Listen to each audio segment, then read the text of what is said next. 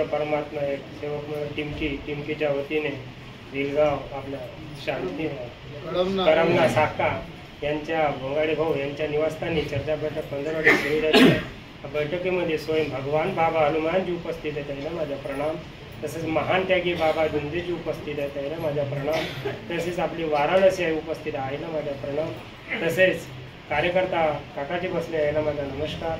तसेच अध्यक्ष भाऊ बसले यायला माझा नमस्कार. तसेच टिमकीचे ठाकरे काकाजी त्याला माझा नमस्कार. तसेच रमेश वाडीबसमे भाऊ उपस्थित आहे, त्याला माझा नमस्कार. तसेच आपले मैन काकाजी बसलेले आहेत उपस्थित, त्याला माझा नमस्कार. बाळगोपाळ आई बहीण बसलेले माझा नमस्कार. हे बैठक 4 तत्व 3 शब्द 5 नियम आधारित असतात. त्या मार्गामध्ये कोणी भूतबाधानं कोणी अंगरोगानं त्या मार्गामध्ये आलेले आहे. त्या मार्गामध्ये आले 3 दिवसाचे कार्य दिले कार्यकर्ता शब्दावर, तर आपलं दुःख दूर होते. आपण साध्या कार्यामध्ये येतो, साध्या कार्य आपण काटोकाट पालन करतो. पक्कीत झालो त्या घडला कार्यकर्ता सांगते आपल्याला का तुम्ही आता आपल्या घरी विचार करून कार्यगी करू शकता आणि सगळं तुम्ही जबाबदारी माझी खतम. तर आपल्याला असं वाटते का आपण आता कार्यकर्त्याने आपल्याला असं सांगितलं तर आपल्या इच्छेनं आपण घरी कार्य करू शकतो किंवा मनमानीनं सकाळ संध्याकाळची प्रार्थना केली आणि दिवसभर आपण कोणत्याही रस्त्यानं वागतो आणि आपण मग त्या लाईन सोडतो. लाईन सोडल्यावर आपण बैठकीत पण नाही जात. कोणी म्हणते बैठकीतल्या गोष्टी तिकडे करते तर आम्ही पण नाही जात होतो बैठकीत. कोणी झगडे लावे तर आम्ही पण नाही जाऊ. त्याच्या कारणानं मी कार्यकर्त्याच्या घरी पण कधीच नाही गेलो होतो. त्याग झाला. ठाकरे काकाजी उपस्थित आहे. जेव्हा मला माहीत पडलं होतं का टिमकीमध्ये काकाजी कार्यकर्ता बनले आणि तिथं त्याने ड्युटी भेटली रोजीरोटी, तर मी म्हटलं आज एक काकाजी होते कसे आणि ते झाले कसे. आणि त्या भगवंताने त्यानं जसं सायकल घेऊन सण्यानी हवनं घडवाले जात होते, ढोंगे काकाजी त्याला पाठवत होते आणि ते जात होते बिचारे. आज भगवंताने त्याले आज कुठं बसवलं, आज बाबाच्या घरी आज रोजीरोटी करत आहे.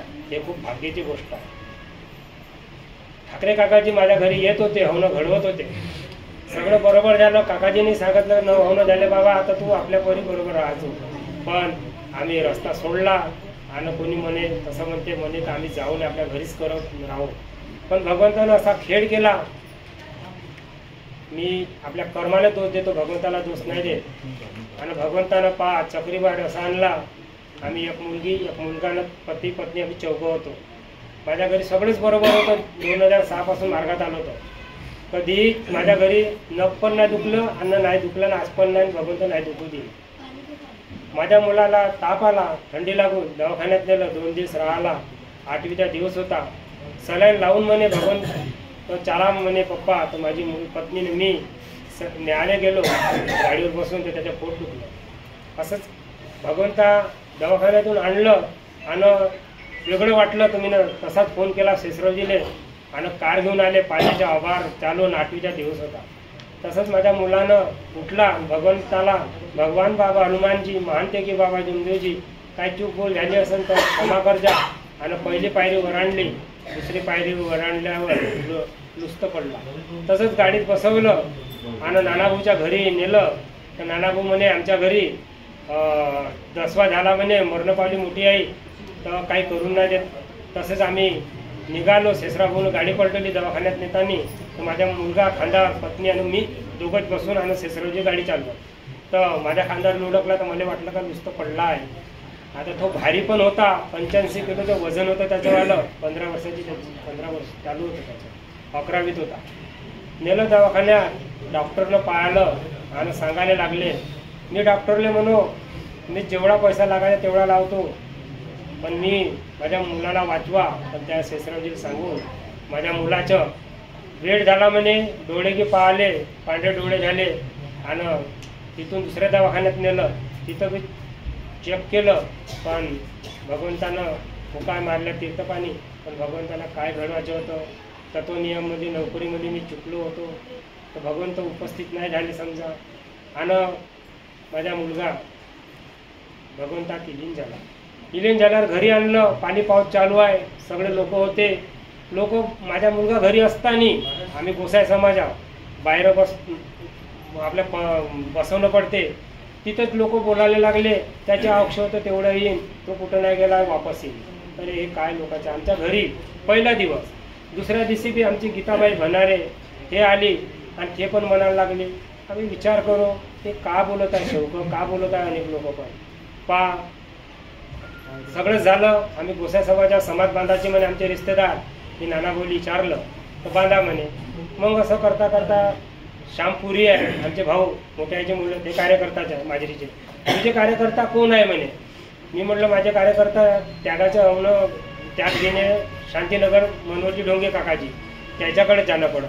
त्याला सोबत घेऊन गेला गीताबाई बावनकुळीनबाई आली. त्यांची तब्येत खराब झाली. त्याने एवढंच म्हणलं हो कुठं नाही गेला, हो कुठं नाही गेला. वापस त्याचे औषध एवढे होते आणि मला 3 महिन्याचे कार्य दिले, बाबाची फोटोची आंघोळ दिली, 5 सणावर आंघोळ दिली मला आम्हाला. तर भगवंतानं जागवलं आणि मी येत आहो. भगवंता मुलाच्या याच्यामध्ये मुलगी माझी जन्मली. आज 4 जण होतो, 4 जण भगवंताने उपस्थित करून दिले. आज माझ्या घरी सुख समाधानी आहे. असेच भगवंता सुख समाधानी राहू द्या. 4 तत्व 3 शब्द 5 नियम पहिल्या दिवसापासून आजपर्यंत ज्याही माझ्या हातानं चुक्या झाल्या, वागण्यामध्ये, बोलण्या चालण्यामध्ये, घर परिवारामध्ये, पती पत्नीमध्ये, सेवका सेवकिनीमध्ये, सगळ्या चुक्याची मी क्षमा मागतो. कारण माझे काम ग्रामपंचायतमध्ये आहे, कामं सांगणं पडते, सेवकं बी आले बी बोलणं पडते, अनेकले बी बोलणं पडते. त्याच्या शब्दात काही मी चुकलो असेल मी त्याची माफी मागतो. तसंच मी काल त्यागाच्या हवनाला गेलो होतो. काकाजीचा फोन आला, त्यागाच्या हवनाला गेलो. तिथं असा अनुभव आहे का त्यांच्या घरचे 5-6 जण परिवार आहे काकाजीच्या आजचे, आणि मंडळचे 2 घरं असे बसलेले होते साईडनं चिपकून. असं वाटतं का याच्या कुटुंबातलं असं, पण ते प्रणाम नाही, काही नाही बसून गेले. जेव्हा मार्गदर्शन झालं, मार्गदर्शन सुरू झाल्यावर हे सेवकं पूर्ण अंगणामध्ये येऊन बसले आणि बैठकीमध्ये पूर्ण ऐकली बैठक. त्यानं मार्गदर्शन बाबाच्या याच्यावर झाले, मंडळनं का केलं, टिमकीन काय सगळं मार्गदर्शन केलं. पण भगवंताला हात जोडून नमस्कार की नाही करेन, प्रणाम की नाही करेन. तर मला वाटलं का भगवंत सेवक तिथं सगळेच आहोत, तर त्यांच्या भगवंताने का जाणलं तर त्याच्या परिवार बैठकीत येऊन बसला काल, आणि उपस्थित ते बैठकीत पण राहिले. आपण बाबाचे सेवक आहोत असं मार्गदर्शन झालं तर तिथं येऊन बसलेच नाही. आज अशीच कृपा राहू द्या बाबा. सगळे आपण सेवक बाबाचेच आहोत. बाबाने एवढं आपल्या परिवार एवढं दुःख होतं ते दूर करून आपल्याला फुकटात एवढी आपल्याला दिली आहे, हेच आपण स्वतः सांभाळून असतो. आणि काही बोलण्या चालण्यात चुकलो असेल भगवंता मला क्षमा करा. आणि एवढे बोलून मी आपली जागा घेतो.